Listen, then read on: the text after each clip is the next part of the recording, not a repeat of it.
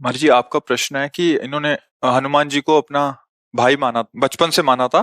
फिर अभी बड़े होके किसी ने बताया स्त्री साधक हनुमान जी की भक्ति नहीं कर सकते, उनको स्पर्श बड़े छोटे से हनुमान जी को साथ लेके घूमते हैं। तो महाराज जी, कौन? हाँ, देखो, ये सब अलग बातें हैं, व्यवहार की हैं। हनुमान जी के मैया थे ना, मैया थे ना, बस। ये केवल बात सिद्धि के लिए की जाती है कि जब हनुमान जी को शक्ति के रूप में उनको तो वहां फिर नियम कानून लगते हैं। अभी आप मान लो हनुमान जी मेरे लाला है, कोई रोक पाएगा क्या? मेरे लाला है, मेरा छोटा पुत्र है, मेरा भाई है, मेरे जो भाव देखो, हनुमान जी कोई और नहीं, प्रभु ही तो है ना। तो मुझे इन सब बातों में कि स्त्री को ये इससे, देखो भैया, स्त्री और पुरुष की पोशाक पहने हो आप, ना आप स्त्री हो ना आप पुरुष हो। सच्चाई से समझो, ना थे ना रहोगे, बीच में पोशाक मिली है। सरकारी पोशाक नहीं बदलती कि आपको ड्यूटी जाना है तो आपकी पोशाक ये है। आप हो भारत के, फौज में हो, लेकिन अलग अलग है। वायुयान, जल, नेवी, थल, आर्मी, अलग अलग पोशाक, पुलिस की अलग, सबकी अलग। पर है सब कौन? भारतीय है ना। है हम सब कौन? भगवदंश हैं।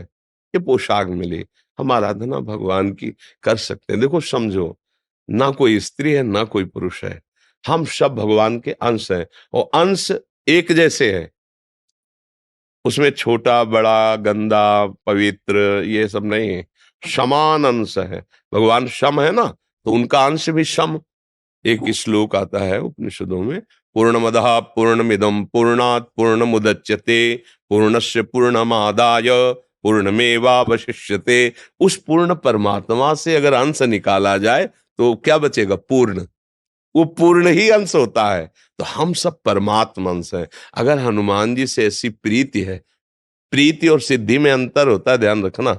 जैसे जगदम्बा है, हमारी अम्मा है, अम्मा, अब कौन सा नियम लागू होगा? और आद्या शक्ति भगवती जगदम्बा, इनको वश में पुरखा पानी पा जाएंगे। नियम कानून से चलो, नहीं तो नष्ट हो जाओगे। समझ गए? अम्मा, तो अम्मा की गोद में बालक जैसे मलमूत्र, तो अम्मा कोई दंड देते हैं क्या? कुपुत्र जायत क्वचित कुमाता न भवति।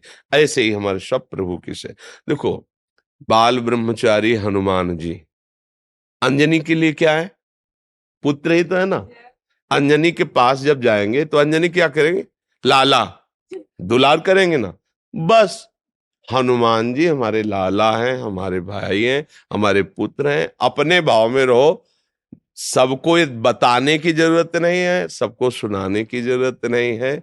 महान भक्त हैं हमारे सामने, हनुमान जी जैसा कोई भक्त नहीं, भगवान का सेवक नहीं। और उनको हम इस भाव से भज रहे हैं, भला कहीं अमंगल हो सकता है? नहीं। नियम कानून लगते हैं पदवी पर। हम उनसे कोई चाह नहीं कर रहे कि आप हमारे अधीन हो, जो मैं बोलूं वो हो जाए। हनुमान जी की जैसे सिद्धियां ग्रहण करना, दैवी शक्तियों को अधीन करना, बोले दुर्गा देवी इनको सिद्ध है, कात्यायनी इनको सिद्ध है, वो एक अलग क्षेत्र हो गया और ये अलग क्षेत्र हो गया।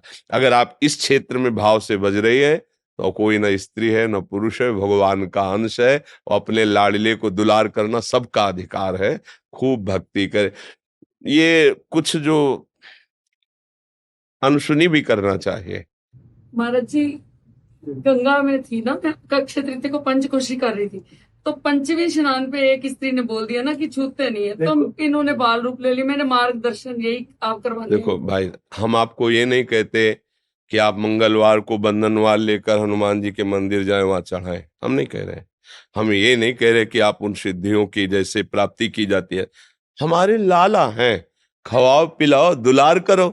देखो अभी हनुमान जी राजी हो जाते हैं कि ले, इनको रामचरित्र अच्छा लगता है, भगवान की चर्चा सुनाओ, इनको सिया राम नाम कीर्तन सुनाओ, अपने भाव से मगन। हम कोई साधारण, सबकी सुनोगे तो पागल हो जाओगे। कोई तो कुछ कहेगा, कोई, तुम कंठी बांधे हो, सुहागवती होके कंठी बांधे हो। ये तो विधवा बांधते हैं किसी ऐसे माता बहन को। तुम तिलक लगाए हो, सुहागवती होके तिलक लगाए हो। अब क्या उत्तर उनको बताओ? कि असली सुहाग तो यही है, जो माताएं मंगलसूत्र नहीं जैसे धारण करती, ऐसे एक कंठी हमारे लिए हरि की प्रति मंगलसूत्र है, तिलक, ये जो ये सुहाग भरे हैं, हम हरि के हैं।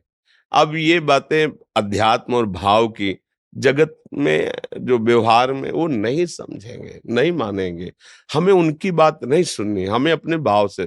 कर्माबाई जी रोज खिचड़ी 3 बजे बनाकर जगन्नाथ जी को अपने हाथ से पवाती। पहला काम था उठकर खिचड़ी बनाना और प्रभु को पवाना।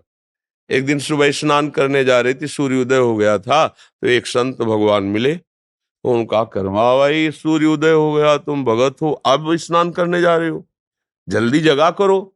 तो उनका जग तो बहुत जल्दी गई थी, पर वो खिचड़ी बनाई, ठाकुर जी को भोग बनाया और पवाया, फिर स्नान कर। अरे कितना बड़ा अपराध कर रहे हो तुम, ठाकुर जी को बिना स्नान किए भोग बना, ये तो घोर अपराध है। अच्छा महाराज, पहले स्नान फिर तिलक फिर ऐसा जो नियम है।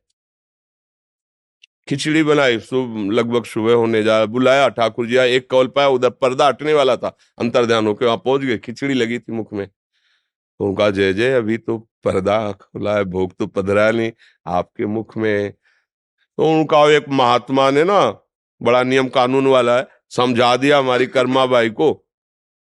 अब वो स्नान आदि करने में विलंब करके, वो वैसे मैं रोज जाता था पाता, तो आज एक ही कौल पाया और भाग आया, आचमन भी नहीं कर पाए। तो तुम ऐसा है, उन माता जी को बता दो जाके कि जो जैसी भावना से चलता मैं वैसे ही मिलता हूँ। ये था माम प्रपद्यन्ते तास्तते हुआ। वो संत जी अपनी भावना से, नियम से चले, उनसे कह दो सुबह जैसे करती थी वैसे करके मुझे भोग लगाए। समझ रहे हो ना, अपने प्रभु हैं, अपने लाडले हैं। हमको इस जन्म में भगवत प्राप्ति करनी है। भक्त का चरण आश्रय लेकर भगवान का चरण आश्रय, ये दो ही प्रकार हैं जिनसे भगवान की प्राप्ति होती है। तो आप चाहे प्रभु मान लो, चाहे महान भक्त मान लो, चाहे उनको अपना पुत्र मान लो। जब भगवान को पुत्र माना तो देखो, अखिल लोकों का पिता नंद भवन में घुटने के बल चल रहा है नहीं? अयोध्या, नरेश महाराज चक्रवर्ती सम्राट दशरथ जी के आंगन में रुंझुन रुंझुन करते हुए डोला, कौन?